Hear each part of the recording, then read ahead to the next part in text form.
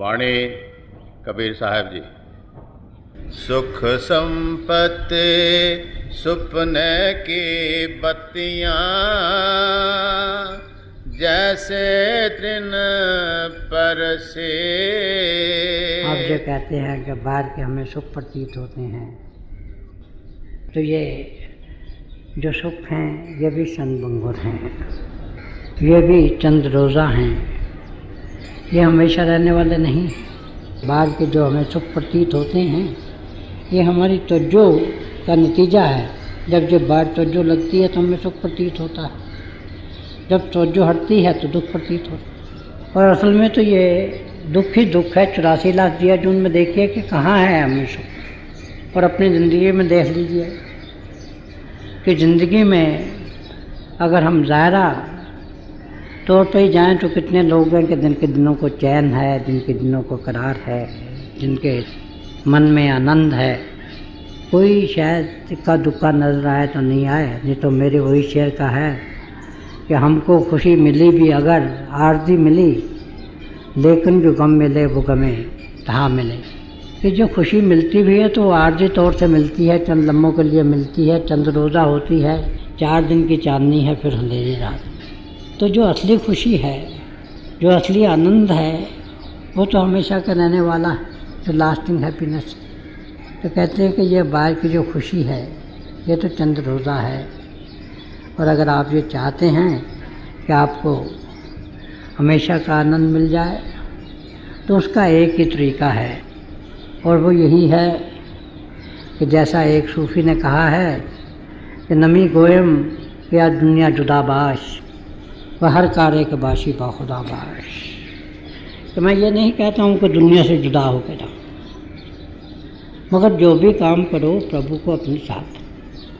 तो यही हमारा रास्ता है, रूहानियत का रास्ता, संत मत का रास्ता, पॉजिटिव मिस्टिसिज्म का रास्ता है।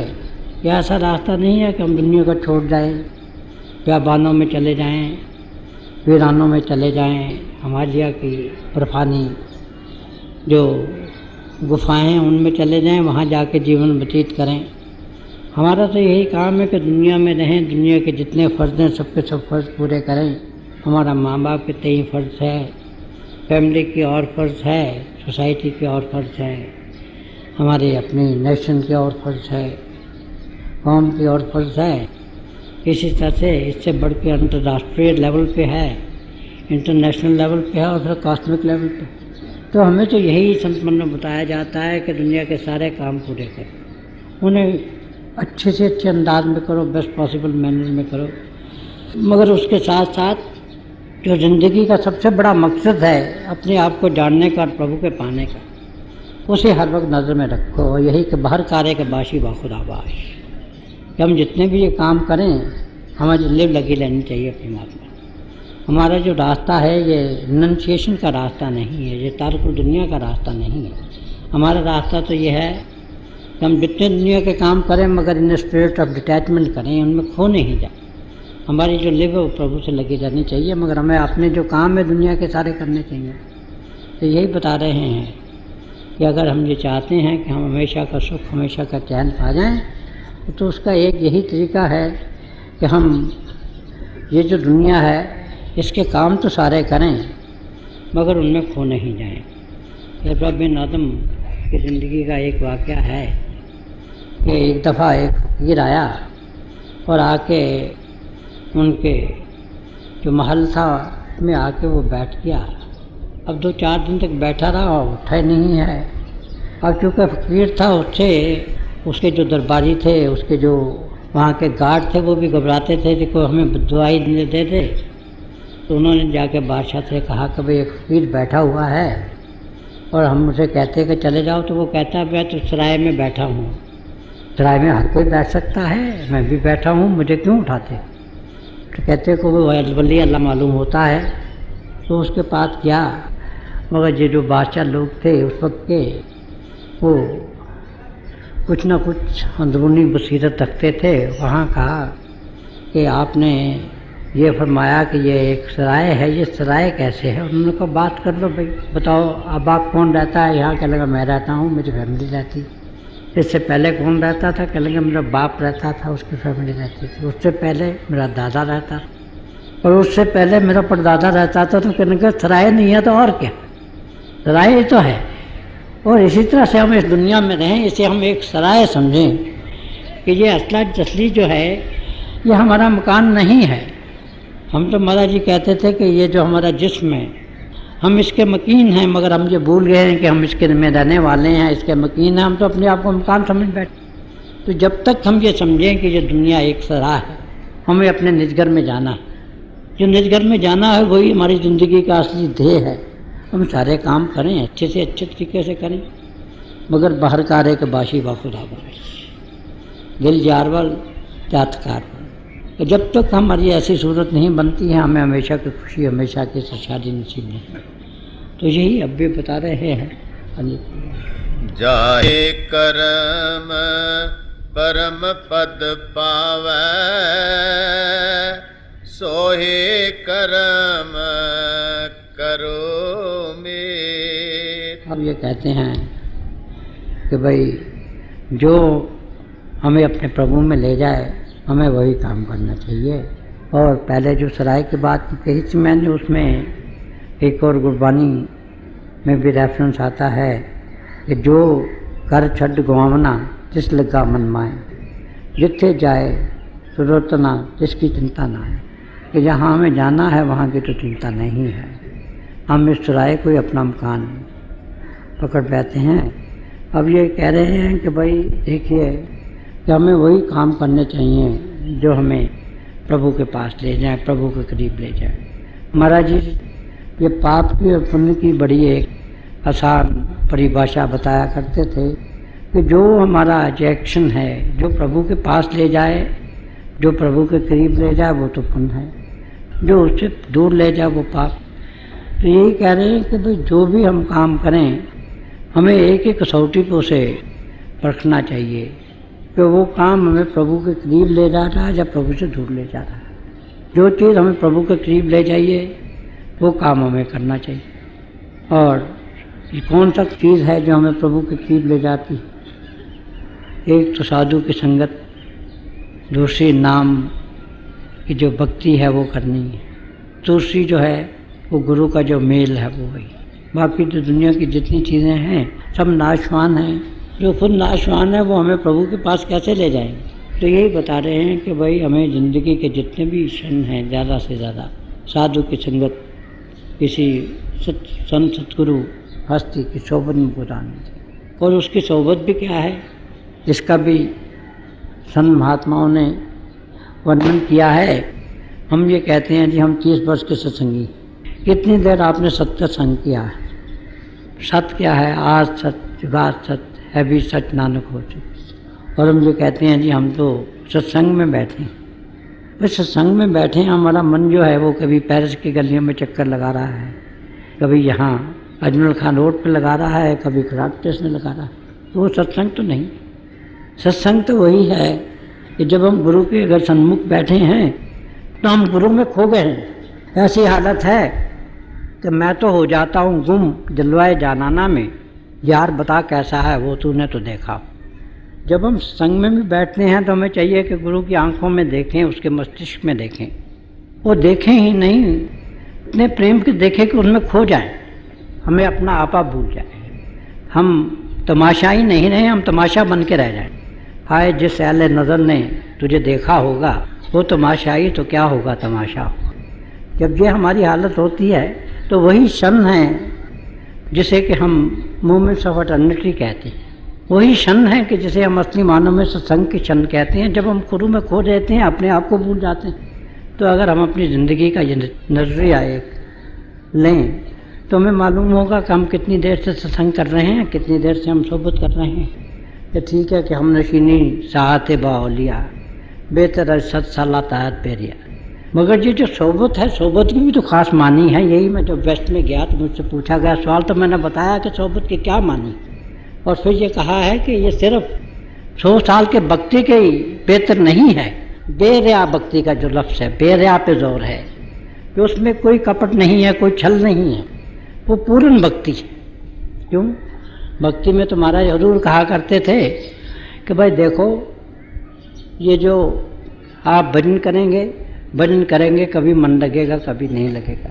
मगर जो सेवा करेंगे वो तो कहते थे कि वो तो कैश सौदा, वो तो कैश क्रॉप है, वो तो नकदी का सौदा है।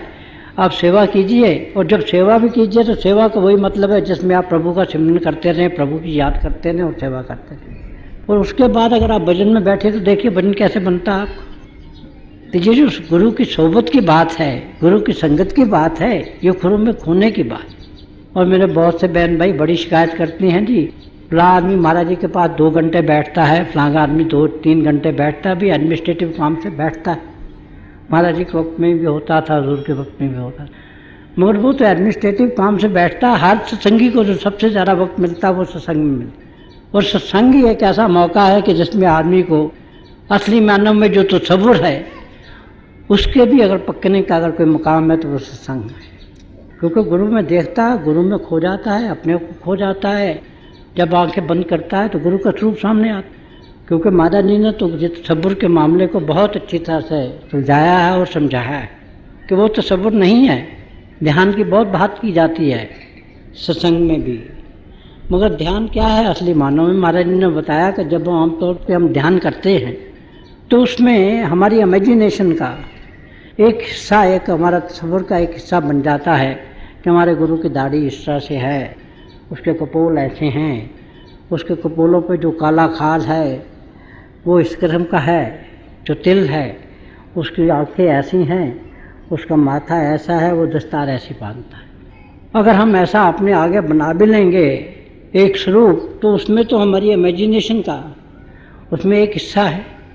वो कहते हैं नहीं, स्वरूप वही है जो जिस तरह से बच्चा बाहर खेल रहा है मैदान में, माँ बैठी है रसोई में, माँ आँखें बंद करती है, बच्चे का स्वरूप देखती है।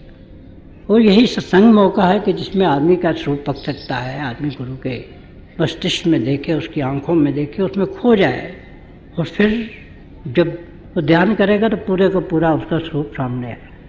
और तसव्वुर के समझाने के लिए भी महाराज जी खुदा का लफ्ज़ इस्तेमाल किया करते थे। तो तसव्वुर वही है जिस तरह से खुदा के मैंने जो खुद आ जाए, जो खुद आ जाए वही तसव्वुर है।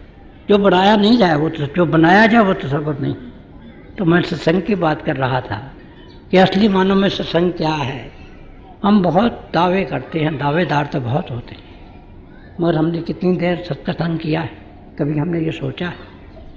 इसी तरह से ये जो कब बात कह रहे हैं कि हम ऐसे काम करें कि जो हमें प्रभु के करीब ले जाएं, जाहे करम परम पद पावै,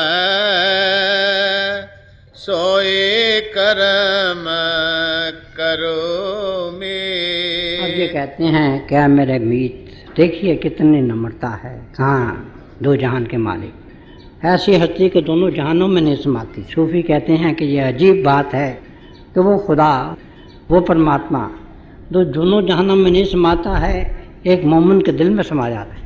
एक इंसानी चोले में, 6 फुट के चोले में आके वो समा जाता है। अब ये कह रहे हैं मगर नम्रता देखिए आप कि भाई ऐसे काम करो जो कि आपको प्रभु के पास ले जाएं, जो परम पद के पास ले जाएं। अब परम पद क्या है हमारा? परम पद वही है कि हमारी आत्मा का परमात्मा का मिलाप हो जाए।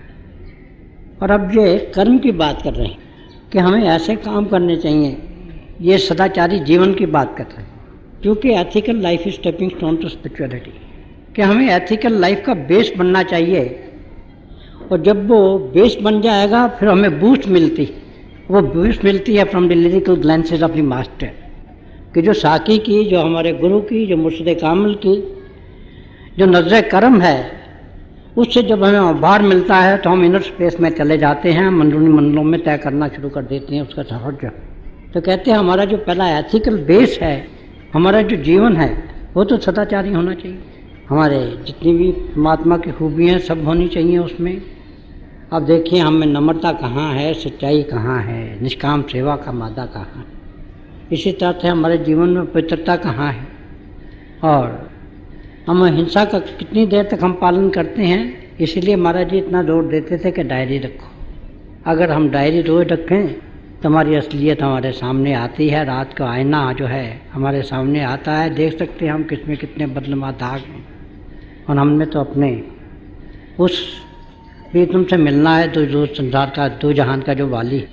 तो ये कहते हैं भाई ऐसे कर्म करो, अपना जो जीवन है उसे ऐसा सदाचारी बनाओ कि सदाचार का आपका बेस बन जाए, और फिर जब गुरु की नज़्ज़े कर्म से आपको उभार मिलेगा, जब वो नद्रों नदी आपको निहाल करेगा, तो फिर आप रूहानी मंडों में सफ़र करने वाले बन जाएंगे।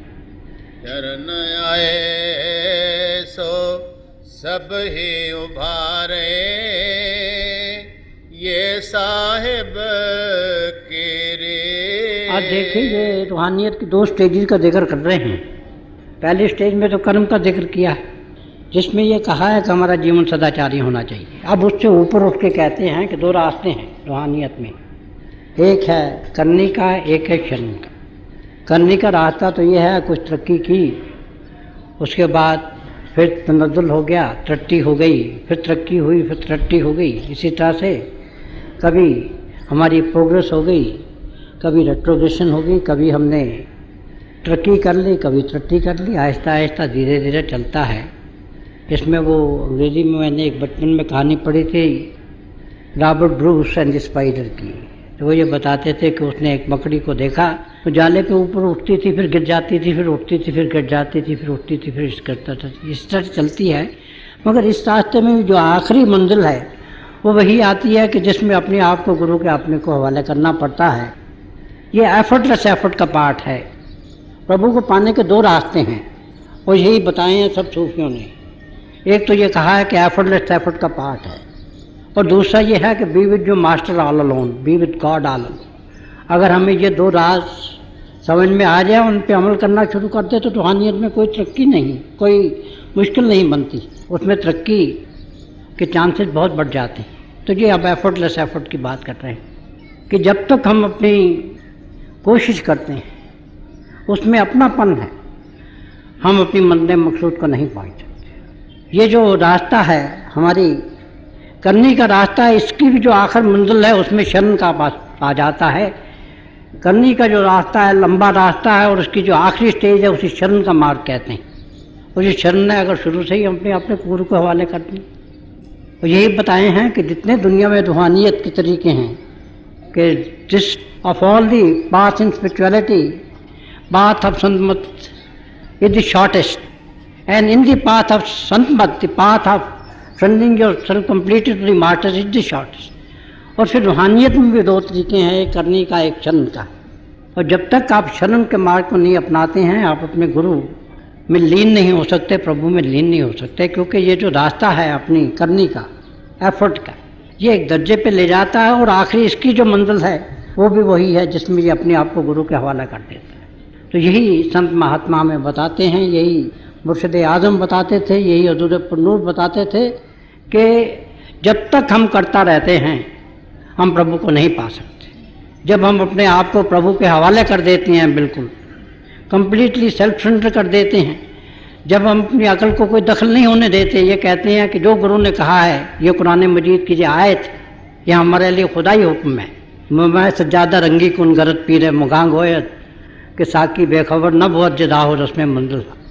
जब तक हम ये नहीं समझते कि जो गुरु ने कहा है यही हमारे लिए सबसे बड़ा फरमान है, ये अलाई फरमान है, हम उसके रास्ते पे नहीं चल सकते। क्यों? क्योंकि जब हम अभी स्टेज को पहुंचते हैं तो हम खुद करता नहीं रहते, गुरु करता हो जाता है। और हमारी ज़िंदगी का ध्येय तो ये है कि हमें नेक कर्म होना है। जब तक हम नेक कर्म नहीं होते हमें हमेशा की मुक्ति नहीं मिल सकती। जब तक हम नेक कर्म नहीं होते हमारी आत्मा का और हमारे गुरु का विशाल नहीं हो सकता।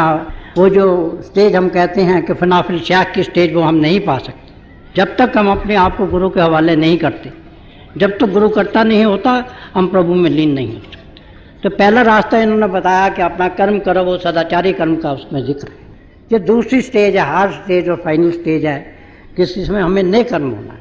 इसी नेक कर्म होने को सूफियों ने अपनी ज़बान में बयान किया है कि सूफी की जो होती है तरक्की, उसमें एक ऐसी स्टेज आती है कि जिसमें वो रग जो कि कोई एक्शन करती है, वो बुरा जब भला, वो रग ही गायब हो जाती है।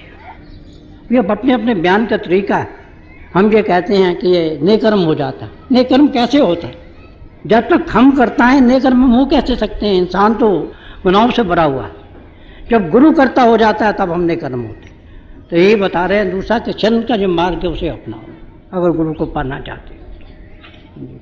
शरण आए सो सब ही उभारे, ये साहिब के रे।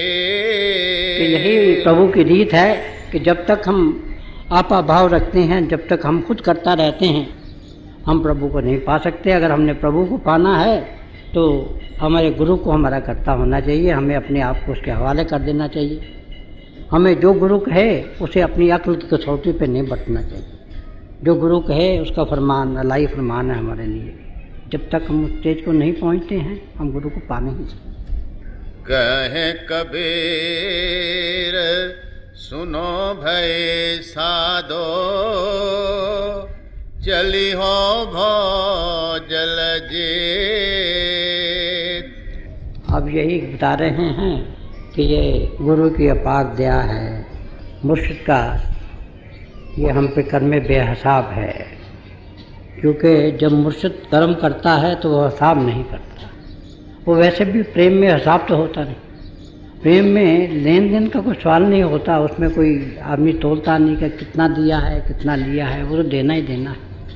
और इसी तरह से मुर्शिद का भी जो कर्म है वो बेहिसाब है। वो तो अखुट जो है मंडार लाता है और उसे रूहानियत के बख्शिश के और अपना सरोकार उसी से रखता है। और ये उसकी अपार दया का ही नतीजा है कि हमने बहुत सागर का जो बड़ा समंदर है हमारे ये दुनिया का जीवन का हमारा जो समंदर है, हमने उसकी दया और उसकी रहमत के सहारे से पार कर लिया है और अपने मंजिल मकसूद को पहुँच गए। देखिए आप ये कहते हैं कि इसमें एफर्ट का जिक्र नहीं कर रहे।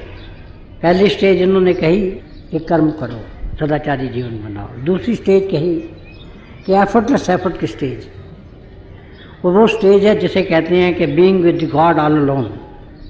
दो चीज़ें हैं रूहानियत में सबसे बड़ी, कि हम सिर्फ अकेले हों गुरु के साथ, हमारे साथ कोई और ख्याल नहीं हो, कोई और हमें आशा नहीं हो जीवन में, कोई उम्मीद नहीं हो, कोई तरंग नहीं हो, कोई किसी किस्म का ख्याल नहीं हो, एक प्रभु का ही ख्याल हो। एक भरोसा, एक बल, एक आस विश्वास। ऐसा अगर हमारी ऐसी ज़िंदगी बन जाए तो तभी हम ये जो हमारा संसार का ये एक सफ़र है जिसे कि समंदर के सफ़र से तस्वीर दी जाती है, जिसमें बहुत से ख़तरनाक जानवर भी होते हैं, तूफ़ान भी आते हैं, ऊंची लहरें भी आती हैं, नीची लहरें भी आती हैं। तो इन सब में से गुजारने वाला अगर कोई खवैया है तो हमारा सतगुरु है।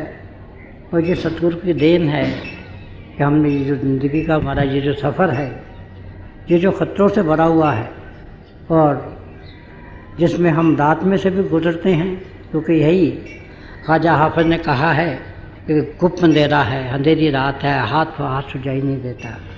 समंदर में बड़े ख़तरे हैं, वहाँ तरह तरह के जानवर जो हैं वो घूम रहे हैं।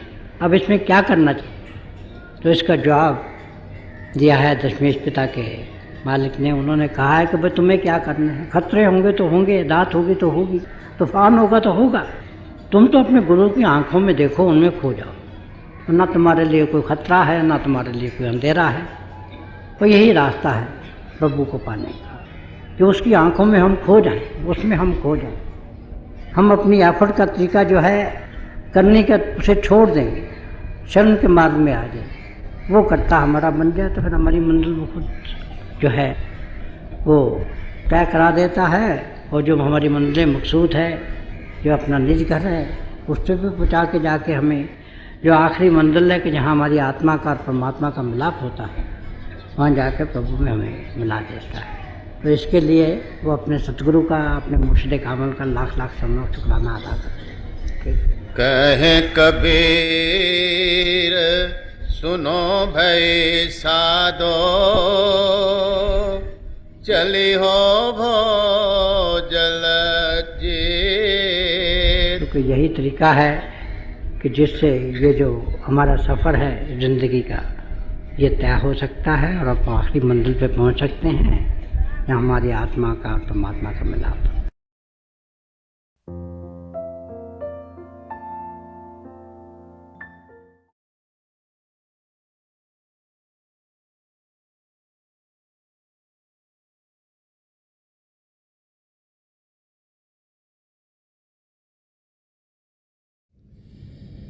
प्यारे भाई और बहनों, हम सब बड़े खुशकिस्मत हैं कि हमें दयाल संत दर्शन सिंह जी महाराज के दिव्य वचन सुनने को मिले। जो भी उनसे मिला उसने यही अनुभव किया कि संत दर्शन सिंह जी महाराज ने उनसे सबसे ज़्यादा प्रेम किया। वो बार बार समझाते थे कि प्रभु प्रेम के महासागर हैं, हमारी आत्मा उनका अंश होने के नाते प्रेम से भरपूर है और प्रभु के प्रेम के ज़रिए ही हम अपनी आत्मा का मिलाप परमात्मा से करवा सकते हैं।